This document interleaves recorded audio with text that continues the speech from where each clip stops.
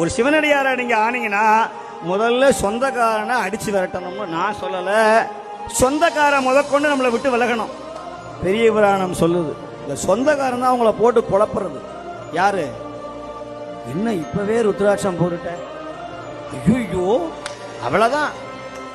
நீ சாப்பாடுக்கு என்னமோ பெரிய அம்பானி அதானியா இருந்த மாதிரி அதே பழைய சோறு, அதே ஊறுகாய், அதே குடிசை வீடு, அதே ஓட்ட போன வண்டி.